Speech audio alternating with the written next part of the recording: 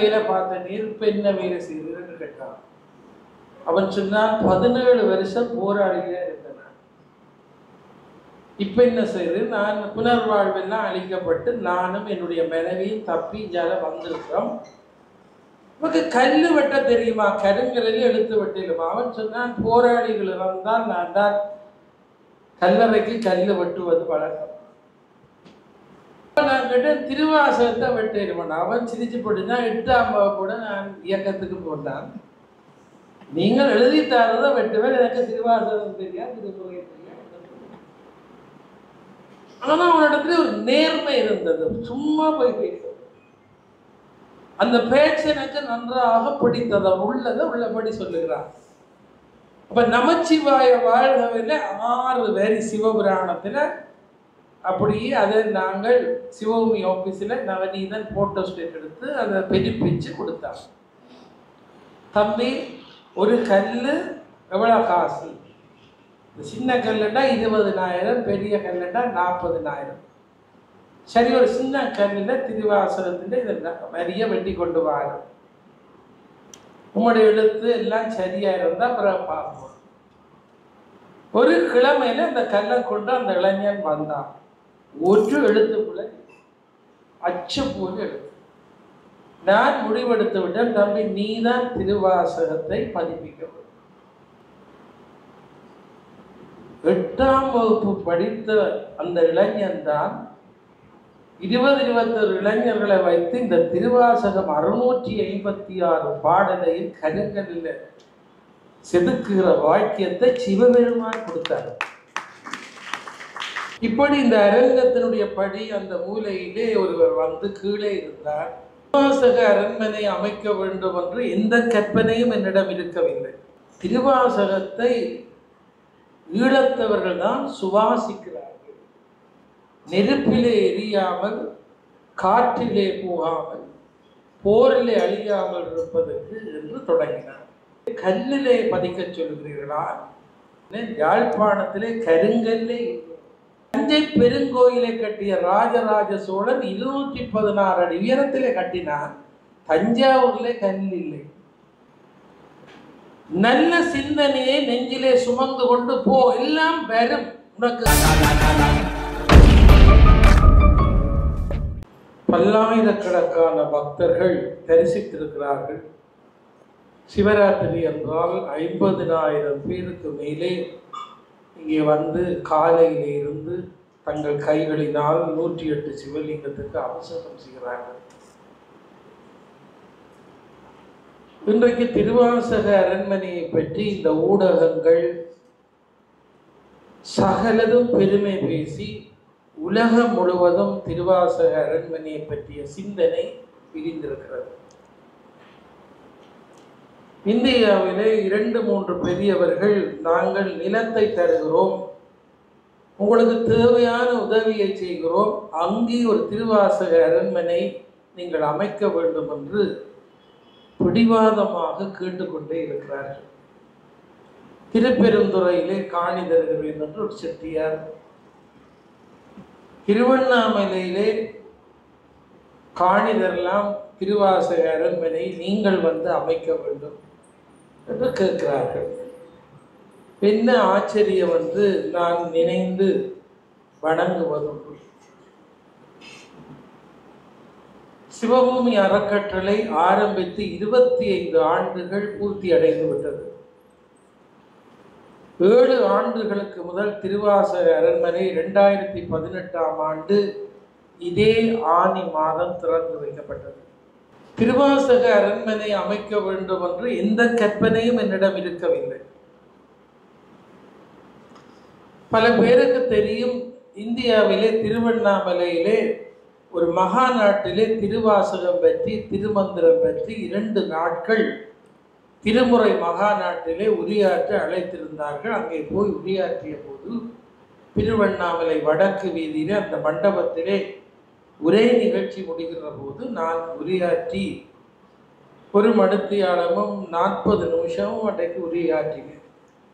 எனக்கு அவர்கள் போதிய நேரம் எடுக்குமாறு படித்திருந்தார்கள். இப்படி இந்த அரங்கத்தினுடைய படி அந்த மூலையிலே ஒருவர் வந்து கீழே இருந்தார். ஒரு கந்தல் ஆடையோடு. என் பேச்சு முடிந்தோடனே வா வான்னு கூப்பிட்டார்.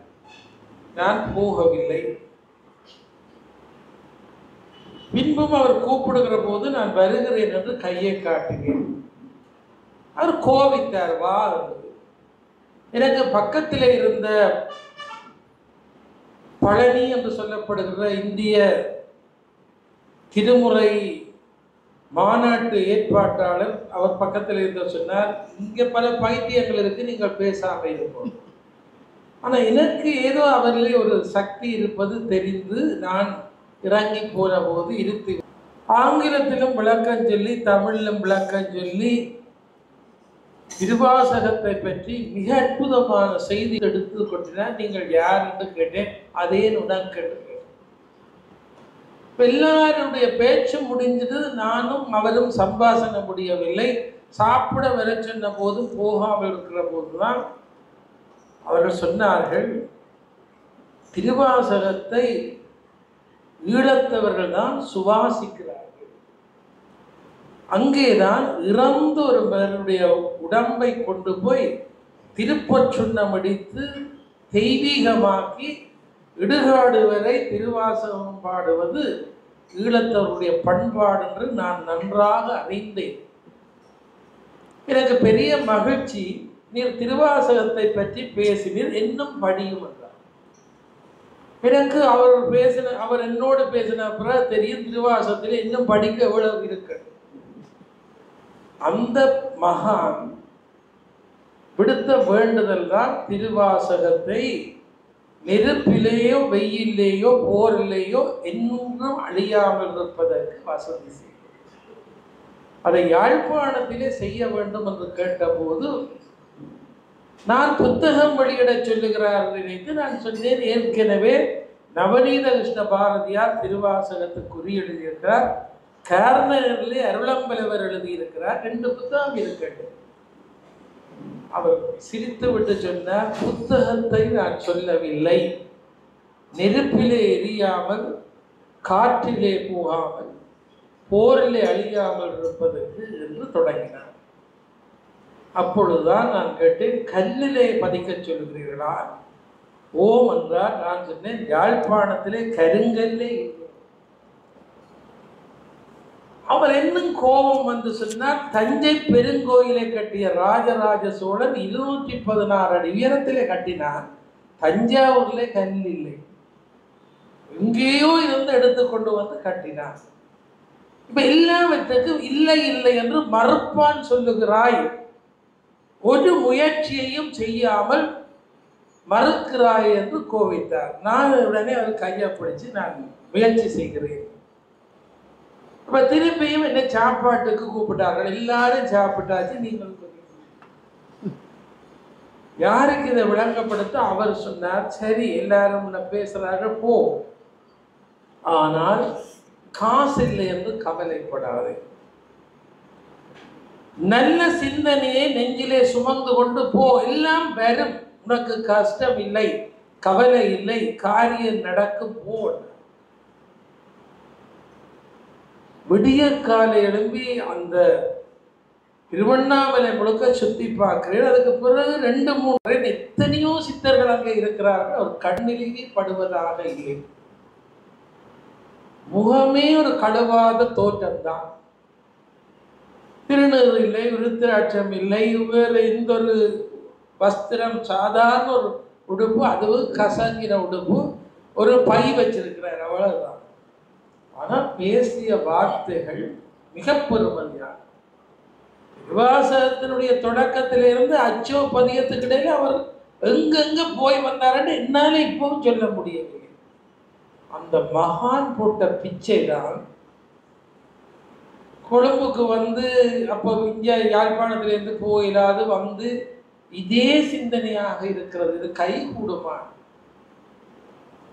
அப்படி சிந்தனை கை கொடுக்கிற போதுதான் டாக்டர் மனமோகன் அவர்கள் காணி ஒன்று நாவக்குழியில் இருக்கு, ஏதாவது தேவைக்கு பயன்படுத்தும். காணியே தெரியாது எனக்கு, உடனே திருவாச அரண்மனை அப்படியே கண்ணுக்குள்ளே தெரியும். நான் அந்தரப்பட்டு அவரோட இடமெல்லாம் கேட்டு வந்தா இதுல இராணுவம் தான் இருக்குது. அவங்க காணி இல்லை, இராணுவம் வேலியெல்லாம் அடைச்சு சென்றி போட்டு இருக்குது. உள்ளுக்கு போய் பார்க்கலாமான்னு கேட்டா மேலிடத்துல உத்தரவு கொடுக்கணும்னு சொன்னாங்க. இனி மேலிடத்துக்கு யார் போறது, இனி மேலேயும் போயிடலாம். அப்ப நான் பயந்து என்ன செய்யலாம்னுட்டு நான் இந்த ஒழுங்க பக்கத்தால சரியான பத்தை வந்து இந்த காணியை பார்த்து வந்து இராணுவ வீரர்களும் எனக்கு பின்னாலேயே வந்தார்கள். என்ன தாக்க போறாரோன்னு யோசிச்சு கடும் பிரச்சனையான நேரம். நான் சொன்னேன், இது எங்களுக்குரிய காணி, இதை துப்புரவாக்கணும், நீங்கள் கொஞ்சம் எனக்கு விட்டு தர வேண்டும் என்று போய் மேலிடத்தோட பேச சொன்னார்கள். கொஞ்சம் முயற்சி செய்து இந்த சந்தையில் இருந்த இராணுவ அலுவலகத்துக்கு போய் அந்த சென்றியை கொஞ்சம் தள்ளி நீங்கள் போட்டால் நாங்கள் காணியை துப்புரவாக்குவோம். அமரர் சண்முகநாதன் திருவாச அரண்மனையை கட்டினவர், ஊரழுவை சேர்ந்தவர், நல்லா சிங்களம் பேசுவார். அவரை கூட்டிக்கிட்டு போய் சிங்களத்தில் அவர் எல்லாரையும் புத்தா மல்லி எல்லாம் சொல்லி மன்றாடி அந்த சென்றியை அங்காலே அது கை கூடிச்சு. நாங்கள் எந்த விதமான காசு ஒழுங்கு எதுவுமே இல்லாமல் திருவாசகத்துக்கு எனக்கு அதுதான் வேலை. உடனே டாக்டர் கோதாசன் 2000 நாங்கள் வந்து 10 வெட்டி அத்திவாரம் போட்டோம். ஒரு ஆள் ஓடி என்று சொல்லி நீங்கள் எங்கட ஆணைக்கு அத்திவாரம் போட்டு என்னடா தலையடி என்றது. எல்லாம் திருப்பி ஒரு அளந்து பார்த்தால் அவற்ற காணி என்று சொல்லி இந்த வேலியோட அத்திவேரம் வந்தது. திருப்பி ஒரு அத்திவேரத்தை இப்பெல்லாம் கடவுள் சோதிச்சு தான் என்ன செய்வார், உடனே கை கூடாது. இந்த திருவாசக அரண்மனை இப்படி அமைக்கப்படணும். அரண்மனை என்ற பேரே நான் வைக்கல, திருவாசகம் என்று சொல்லி இதை துவங்குற போது மட்டக்களப்பிலே ஒரு சொற்பொழிவுக்கு போட்டு வந்து கொண்டிருக்கிறேன்.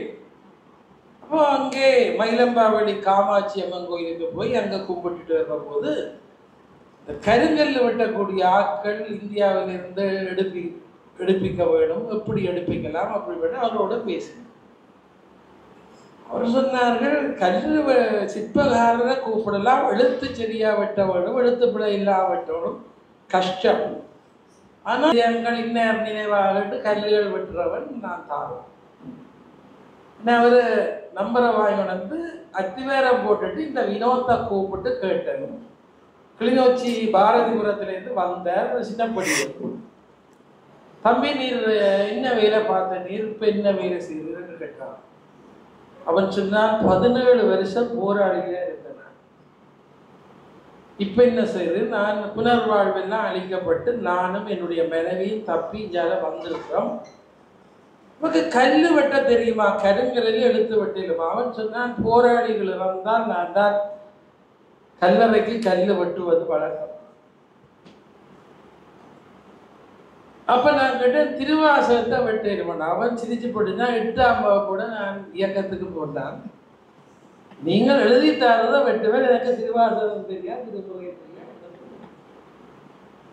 ஆனா அவனிடத்துல ஒரு நேர்மை இருந்தது, சும்மா போய் பேச. அந்த பேச்சு எனக்கு நன்றாக பிடித்தது, உள்ளதை உள்ளபடி சொல்லுகிறான். அப்ப நமச்சிவாய வாழ்கவில 6 வரி சிவபுராணத்துல அப்படியே அதை நாங்கள் சிவபூமி ஆபீஸ்ல நவநீதன் போட்டோ ஸ்டேட் எடுத்து அதை பெருப்பிச்சு கொடுத்தாங்க. தம்பி, ஒரு கல்லு எவ்வளவு காசு? சின்ன கல்லுண்டா 20,000, பெரிய கல்லுண்டா 40,000. சரி, ஒரு சின்ன கல்லில் திருவாசகத்துல இதை வரிய வெட்டி கொண்டு வாங்க, உங்களுடைய எழுத்து எல்லாம் சரியா இருந்தா அப்புறம் பார்ப்போம். ஒரு கிழமையில அந்த கல்லை கொண்டு அந்த இளைஞன் வந்தான். ஒரு எழுத்துக்குள்ள அச்சு போல எழுத்து. நான் முடிவெடுத்து விட்டேன், தம்பி நீதான் திருவாசகத்தை பதிப்பிக்க வேண்டும்.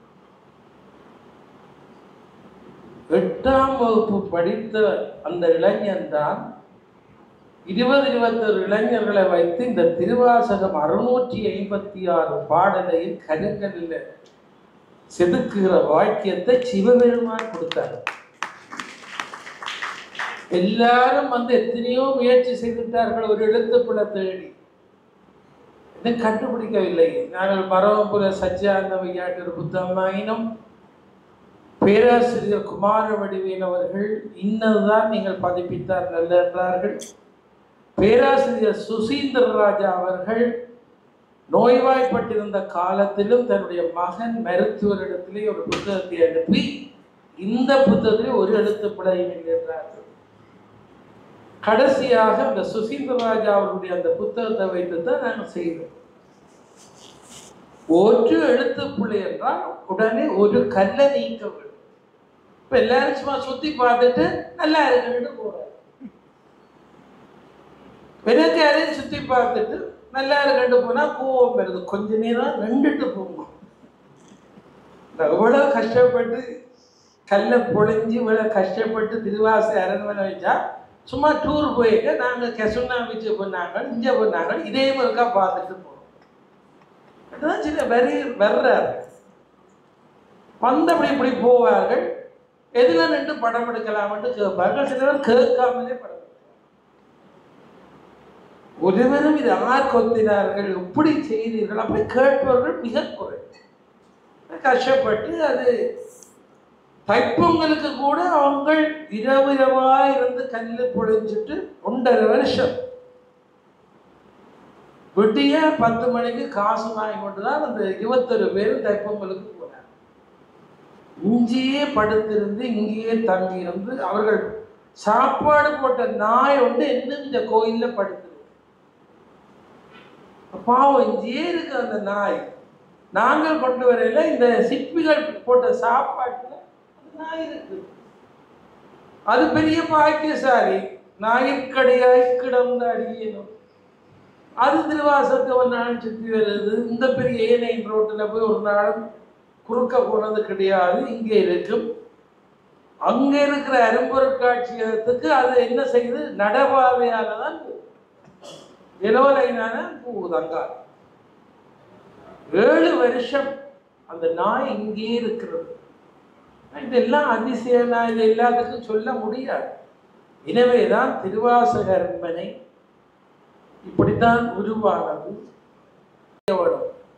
படத்தை தாங்க நான் செதுக்க வேண்டாம். காலை நேரம் போய் பார்ப்ப சரியா செய்கிறார். இன்றைக்கு அதான் மூலஸ்தானத்துல அந்த பெரிய தட்சிணாமூர்த்தி. இந்தியாவிலேயே மூலஸ்தானத்துல தட்சிணாமூர்த்தி இல்லை, சிவ தட்சிணாமூர்த்தி. இந்தியாவில் இருந்த ஒரு மகான் திருப்புத்தூர்ல இருந்து அடியார்களை சேர்த்து கொண்டு வந்தவர் அழுத. தென்திசை கடவுளை தென்திசை நோக்கி அப்படியே நீங்கள் வைத்திருக்கிறீர்கள். மூலவராகிய சிவபெருமான் உபதேசம் செய்து அவரே அப்படி வைத்து உபதேசிகராக வைத்திருக்கிறீர்கள். இது ஒரு அதிசயம் நடக்குது. அது இங்கே ஒரு அதிசயம். அதுக்கு பிறகு இந்தியாவிலே நான் பல தடவை போய் மாமல்லபுரத்திலே கருங்கல் ரதங்களை பல்லவர் காலத்திலே செதுக்கி இருக்கிறார்கள். அசையாத ரதம், ரத கோயில். இலங்கையிலே ஒரு கருங்கல் ரதம் இல்லையே. திருவாசகத்தை படைத்த மாணிக்க வாசகரையும் சிவபெருமானையும் கருங்கல் ரதத்திலே ஏற்ற வேண்டும் என்று ஒரு கற்பனை. தற்செயலாக இந்த வந்திருந்த சிற்பியை புருஷோத்தமன் கூட்டிக் கொண்டு வந்தார். அவர்கள் 6 மாதமாக இங்கே தங்கி இருந்து இந்த அழகான கருங்கல் ரதத்தை உருவாக்கினார். திருவாசகத்தை படைத்த மாணிக்க வாசகரை இந்தியாவிலே திருப்பெருந்துறையிலேயோ திருவண்ணாமலையிலேயோ சிதம்பரத்திலேயோ இப்படி ஒரு ரதத்தில் ஏற்றினது கிடையாது. ஈழத்தவர்கள் திருவாசகத்தை சுவாசிக்கிறார் என்று ஞானி சொன்னார். இன்றைக்கு கருங்கலிலே வாசலிலே மாணிக்க வாசக பெருமானும் சிவபெருமானும் நிலைவுகளாக இருக்கிறார். ஒரு தடவை நான் பயணம் செய்திருக்கிறேன். ஒவ்வொரு பயணத்துக்கும் எனக்கு விமான சீட்டெல்லாம் அவருடைய ஏற்பாடு தான். எனக்கே தெரியாது. அங்கே எனக்கு டிக்கெட் வரும், நான் போகிறேன். எங்களுடைய இந்த திருவாசக அரண்மனைக்கு நிலம் மட்டுமல்ல, எவ்வளவோ நிதி தந்திருக்கிறார்கள். எவ்வளவோ உதவிகள் ஆண்டுதோறும் எங்களுடைய பணிகளுக்கு தந்தார்கள். எல்லாவற்றுக்கும் மேலாக இன்றைக்கு காலையிலும் எங்களுடைய துர்காபுரம் மகளிர் இல்ல பிள்ளை ஒன்றுக்கு திருமணம் செய்து திருமண சடங்கு முடிந்து அந்த கலையோடு மேல்கால் கழுவி போட்டு நான் இங்கே வந்திருக்கேன். 2018ஆம் ஆண்டு பதவியேற்ற பிறகு இன்றைய திருமணத்தோடு 21வது பிள்ளைக்கு திருமணம் செய்து வைக்கின்ற பாக்கியம் எனக்கு கிடைக்கும். அதுல கிட்டத்தட்ட 10 பிள்ளைகளுடைய திருமணத்துக்கு நகை தந்த தம்பதிகள் தான் இன்றைய விழாவினுடைய பிரதமர். இன்றைக்கு திருமணம் அவருடைய மனைவி தந்த பூட்டுக்காப்பு 9,60,000 ரூபாய் அந்த காப்பு மட்டும். இது ஏன் சொல்லுகிறேன் என்றால், சில மனிதர்களை கடவுள் அனுப்புகிறார். அவர்கள் தான் கூரைச்சீலை வாங்கி கொண்டு வந்தார்கள். காலையிலே அவர்கள் கல்யாண வீட்டில் இருந்து எல்லாம் ஆசீர்வதித்து இப்ப இந்த திறப்புலாக வந்திருக்கிறார்கள். எனக்கு என்னை நம்பி வாழுகின்ற எங்கள் இல்லத்து பிள்ளைகளை திருமணம் செய்து வைக்க வேண்டும், அவர்களுடைய நல்ல வாழ்வை காண வேண்டும் என்று அந்த பிள்ளை இன்றைக்கு திருமணம் செய்த பிள்ளைக்கு ஒரு வீடு கொடுத்தோம். சீதனம் மட்டக்களப்பு பல்கலைக்கழகத்திலே, கிழக்கு பல்கலைக்கழகத்திலே ஃபர்ஸ்ட் கிளாஸ்ல சித்தி பெற்றிருக்கிறார் அந்த மாணவி. அங்கேயே படித்த ஒரு இளைஞனை வாகரை, மட்டக்களப்புக்கு திருவண்ணாமலைக்கு இடையில வாகரையில ஒரு இளைஞனை காதலித்து என்னிட்ட வந்து முறைப்பாடு. அதிபர் வந்து சொன்னா அவள் மண்டாடுறாள். நானும் குறுக்கு விசாரணை எல்லாம் செய்துட்டு சரி எல்லாம் அம்பாள் தான் என்று சொல்லி இன்றைக்கு கல்யாணோடு காலையில செய்து வாகரையிலிருந்து 75 பேர் வந்து தங்கி இருந்து அவைக்கு விருந்துபசாரம் செய்து முடிந்த கையோட நான் ஓடி இங்க வந்துட்டேன். அதுக்கு ஐயா நீங்கள் வந்து சொல்ல வேண்டாம், ஆனா எனக்கும் சொல்லாமல் இருக்க முடியாது. பெண்ணன்றி கொன்றார்க்கு மொய்வெண்டாம் மொய்வில்லை, செய் நன்றி கொன்றார்க்கு. இங்க டாக்டர் சத்தியமூர்த்தி இருக்கிறார், தெரியும். யாழ்ப்பாண போதனா வைத்தியசாலை, கிளிநொச்சி, வேறு வேறு என்னென்ன சமூக பணிகள், எத்தனையோ பேருடைய வாழ்வுக்கு உறுதுணை செய்கின்ற இந்த தம்பதிகள் எங்களுக்கு இந்த பிரம்மாண்டமான கைங்கரியங்களுக்கு உதவியதைட்டு உங்கள் சபையிலே அவருக்கு நான் நன்றி கூற கடமைப்பட்டேன். இருக்கிறார்கள், இங்கே கொஞ்சம் முதியோர் வந்திருக்கிறார்கள். பாலச்சந்திரன் கந்தருடைய சேர்ந்தவர் பெரிய உதவி செய்தார்கள். கீரிமலையிலே அடுத்த முதியோர் இல்லம், நகுலேஸ்வரர் ஆலயத்துக்கு பின்னாலே கிருஷ்ணபிள்ளை, அதிபர் கிருஷ்ணபிள்ளை குடும்பம் நிலத்தை தந்தார்கள். எத்தனையோ பெரியவர்கள் அறைகளை கட்டி தந்தார்கள். இன்றைக்கு முன்னாலே பெரிய மியூசியம். எனக்கு பெரிய கவலை, இன்னும் யாழ்ப்பாணத்திலே சரியா மியூசியம் ஆக்கள் பார்க்க. துணைவேந்தர் இங்க இருக்கிறார், பல்கலைக்கழக பேராசிரியர்களே பல பேர் எல்லாரும் கடுதாசி ஆராய்ச்சி செய்கிறார்கள், கண்ணால் காண்பது. போகணும்ன்ற விருப்பம் இன்னும் நேரம் கிடைக்கல. நான் சொன்னேன், இன்னும் கொஞ்சம் காலம் கிடக்கு, 10வது ஆண்டு விழாக்கு அப்ப வாங்கணும். கவலையா இருக்கு. ஏனென்றால் திரண்டு வந்து எல்லா மாணவர்களை கூட்டிக் கொண்டு வந்து காட்ட வேண்டும். பேராசிரியர் பாலசுந்தரம் பிள்ளை இன்றைக்கு 85 வயதிலே மாணவர்களை கொண்டு வந்து கீரிமல மியூசியம் எல்லாம் இப்போ போய் படிப்பிக்கிறார். ஜியோகிரபி படிப்பிக்க போய் கூட்டிக் கொண்டு வந்து இதெல்லாம் காட்டுறார். இந்த இளைய தலைமுறை இப்படி பிள்ளைகளை கூட்டிக் வந்து காட்ட வேணும், போகணும்.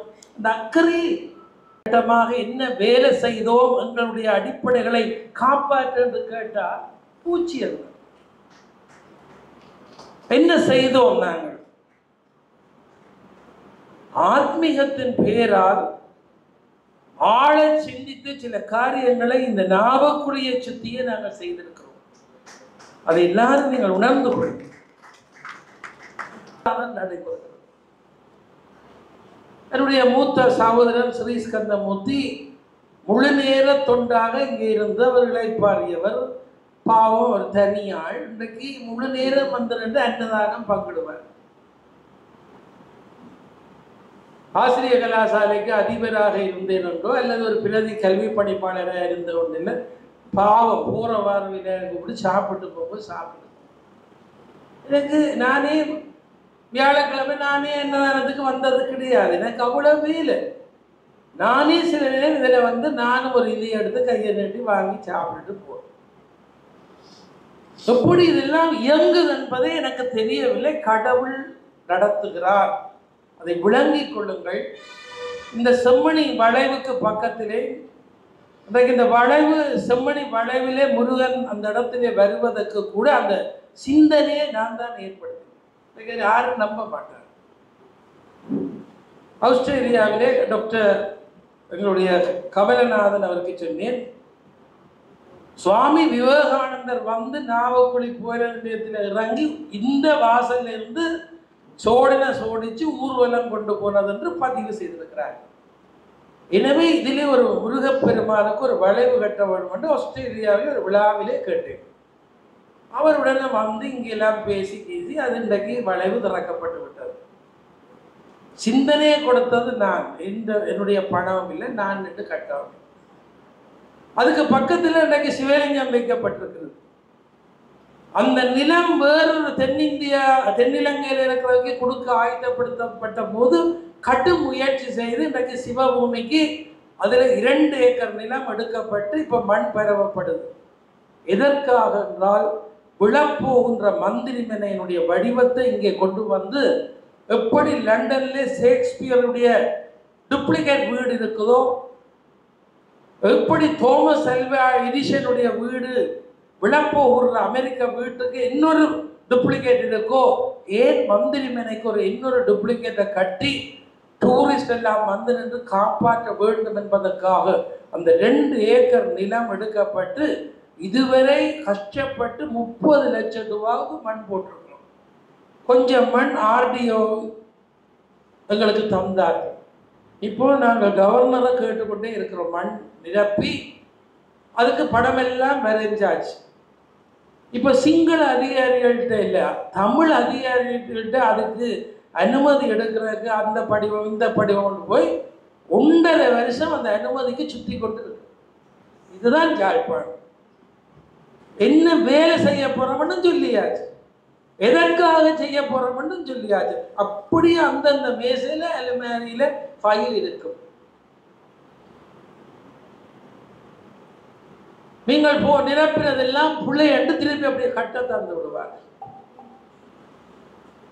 நாங்கள் ஆசிரியராக இருக்கலாம், அதிபராக இருக்கலாம், எங்களுக்கு இந்த தொழில்நுட்ப படிவம் நிரப்புற அறிவுங்களுக்கு இல்லை. போனால் அந்த அதிகாரி தான் என்ன செய்யணும், இது நாட்டுக்கு தேவையான ஒன்று, நான் திருப்பி நிரப்பித்தார் என்று நிரப்புறதான் ஒரு தர்மம். அவ்வளவு கட்டையும் திருப்பி திருப்பி இப்ப 5ஆவது தடவை திருப்பி விட்டுட்டார். நாளைக்கு எல்லாரும் வந்து அருமையா இருக்கு, நல்லா இருக்கு, எவ்வளவு பிடிச்சது உங்களுக்கு, என்னது மாடு பிடிக்கிறதே எவ்வளவு முடிஞ்சது, எவ்வளவு பிடிச்சது, முடிஞ்சதுன்றாலும் பொல்லாத சொல்லு, எவ்வளவு பிடிச்சதுன்றாலும் பொல்லாத. கட்டிடங்கள் எழுந்து நிற்கின்றது என்றால் அதுக்கு கண்ணீர் மல்கத்தான் நாங்கள் ஒவ்வொரு விடயத்துக்காக அலைகிறோம். அதான் யாழ்ப்பாணம். எனக்கு கவர்னர் அடிக்கடி சொல்றாரு, ஐயோ இந்த எல்லாரும் ஆக்களை திருப்பி அனுப்பாதீங்க, திருப்பி அனுப்பாதீங்க.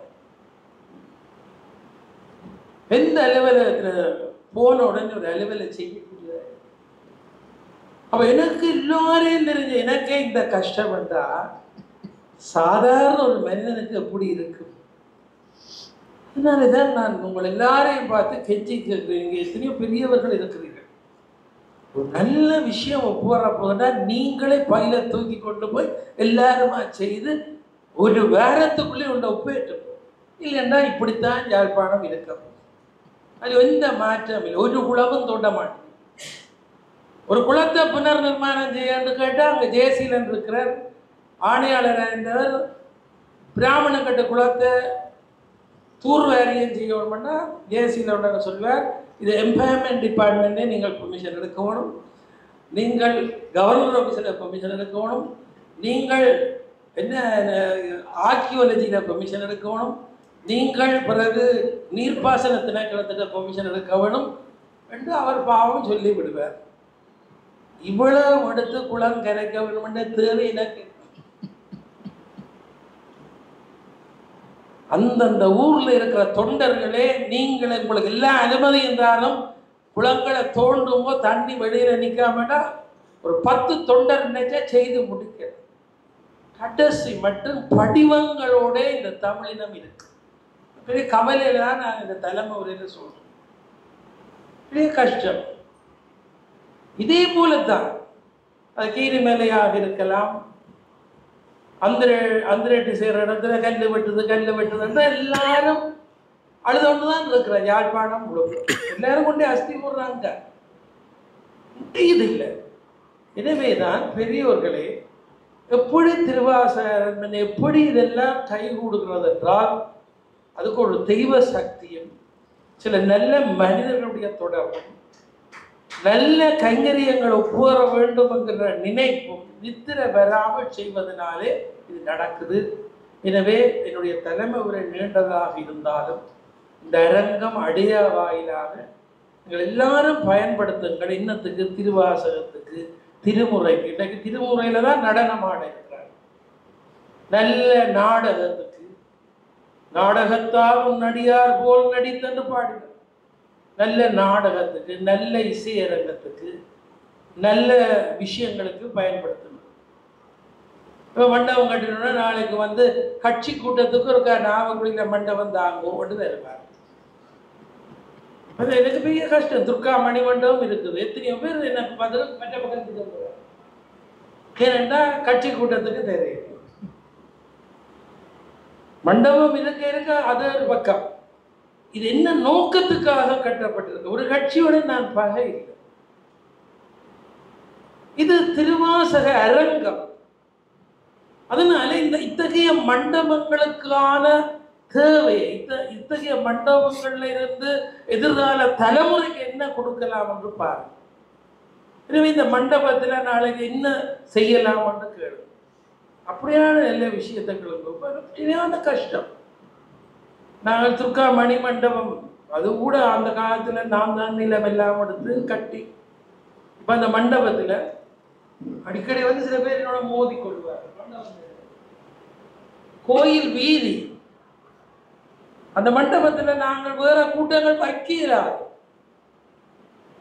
பொது நன்மை தானே என்று சில பேர் சிரிப்பாய்வார்கள். பொது நன்மை வேற. பொது வழிகள் கணக்கா இருக்கு. முத்த வழி இருக்கு, அந்த வழி இருக்கு, இந்த வழி இருக்கு. தயவு செய்து ஆத்மீகத்துக்குரியதை ஆத்மீகமா விடுங்கோ. ஆத்மீகத்துக்குரிய நிலையங்களை ஆத்மீக ரீதியில வளப்படுத்துவதற்கு எல்லாரும் ஒன்றுபட்டு பாடுபடுங்கள். அதை சொல்லி இந்த விழாவுக்கு வருகை தந்த எல்லாருக்கு நன்றி கூறி என்னுடைய தலைமை உரையை நிறைவு செய்து இப்பொழுது வாழ்த்துரைக்கு வருகிறேன். மூத்த பேராசிரியர், வாழ்நாள் பேராசிரியர், ஒப்புரவாளர் பொன் பாலசுந்தரம் ஐயா அவர்களை வாழ்த்துரை பேசுவார்கள். வெந்து தணிந்தது காடு. ஜெஃப்னா ரஜித்துக்கு வணக்கத்தை போடு. ஹாய் காய்ஸ், இந்த யூடியூப் சேனலை லைக் பண்ணுங்கள், ஷேர் பண்ணுங்கள், கமெண்ட் பண்ணுங்கள், சைடில் உள்ள பெல் பட்டனை டிங் டிங் டிங்